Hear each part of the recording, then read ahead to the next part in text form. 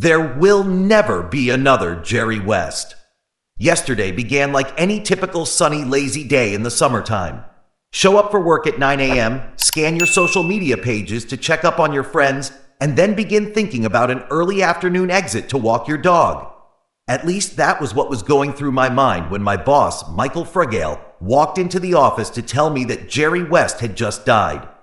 "Better get to work," he said. "Talk about having a basketball fly through your front window." As someone responsible for writing obituaries for the department, oftentimes you have some things prepared in case one of the school's living legends passes. That was the case with Hot Rod Hundley and Sam Huff, both of whom had been experiencing declining health prior to their deaths. But Jerry West, the man who always exhibited such energy, vitality, and vigor? Peter Pans just don't die until they do. Where to start with a man who accomplished so much? What do you include and what do you leave out? It's impossible in a short amount of time to write about all of Jerry West's achievements from his 86 well-lived years on Earth. How can you encapsulate all that he has meant to the people of this great state and those who love and adore West Virginia University? Who do you talk to when he meant so much to everybody? When you don't know where you are going, the best place to start is always at the beginning. And for me, the beginning is a file cabinet of interviews that I've kept through the years, including some conversations with West. My interviews with him amount to about a half dozen transcribed telephone calls, spanning in length from roughly 20 minutes to a half hour. Some people will give you 10 or 15 minutes of their time before their attention wanes and they want to end the interview and get on to more important things in their day. I've had people much farther down the pecking order do that to me, but not Jerry. He was always willing to spend as much time as needed to answer any questions I had, particularly regarding West Virginia University, and his Mountaineer basketball teammates. I immediately realized the easiest way for me to get interesting responses from Jerry was to get him talking about his dear friend Willie Akers or his fellow classmates, Yolarses. I recall once asking him why there were so many outstanding basketball players in the state in the mid-1950s when he was playing at East Bank High.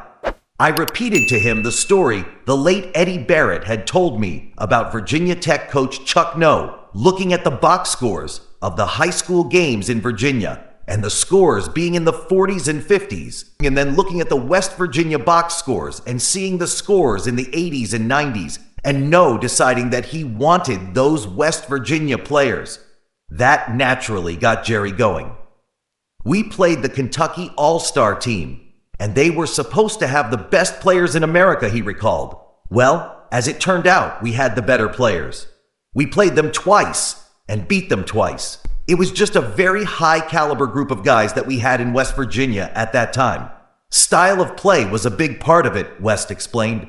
I think coaches were a little bit restrictive than some coaches in certain areas. Most coaches probably inherit their coaching philosophy from coaches that they played for. In that point in time, when I was being recruited for college, Maryland played a very slowed down, and I kind of liked that slow letting him. And kind of liked it.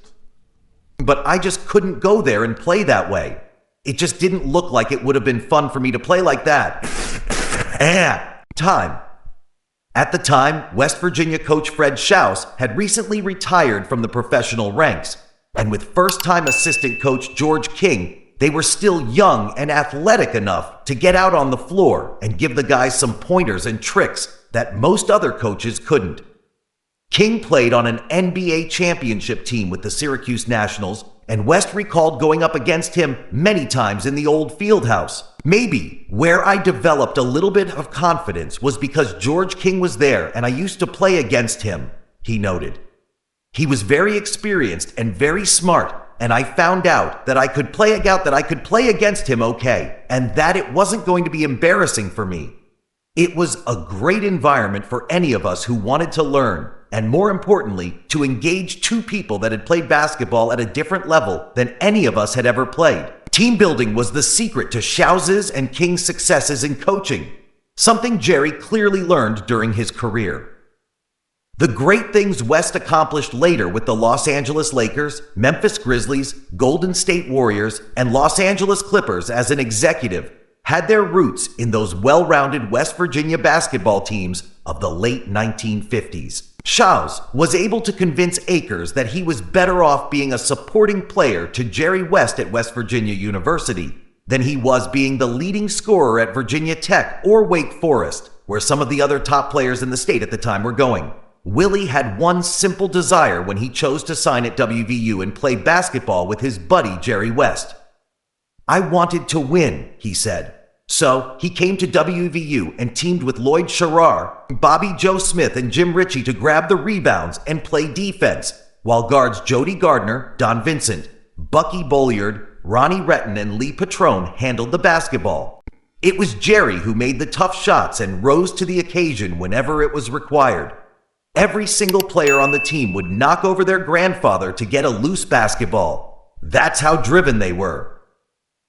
"We were very, very competitive kids," West recalled.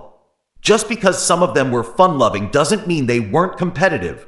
They were great people, and for someone as quiet and shy and backward as me, it made for a completely different situation in terms of kind of getting out of my shell and making me laugh a little bit, because I wasn't going to change my demeanor. I was much more serious. I witnessed that Jerry West seriousness firsthand when I was once asked to be a part of a speaking program that included West in Lewisburg, West Virginia. Jerry was promoting his new book, and I had just written "Roll Out the Carpet," so the idea was for me to go on beforehand and warm up the crowd for a half hour before West took the stage. After telling some funny Hot Rod Hundley, Will Robinson, and Levi Phillips stories, it was time for me to exit and head back to the green room. It was there where I crossed paths with West, shook his hand, and said hello in a somewhat flippant manner. He looked at me, shook my hand, and nodded, but his attention was already on the task at hand. He had the focus of a prizefighter about to enter the arena, partly because his book was so personal and revealing, and he was about to answer some very uncomfortable questions. It was then when I realized that there are common human beings and there are elite human beings. Jerry West was an elite human being.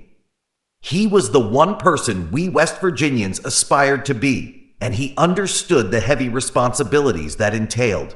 For everyone out there in the Mountain State and beyond reading this, do yourself a favor and study Jerry West's life. Study how he treated others with empathy, dignity, and respect. Study how he always honored his commitments and conducted himself professionally. The blueprint to a successful life is contained within Jerry West's personal story. The successes, the failures, the good times, and the heartaches, all wrapped up into one. He epitomized all the values we West Virginians hold so dear to our hearts, which is why it's so difficult for us to say goodbye.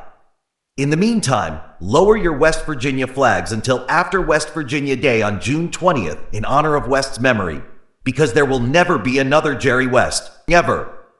Thank you for watching the video. Please subscribe if you want to know the latest news in the U.S.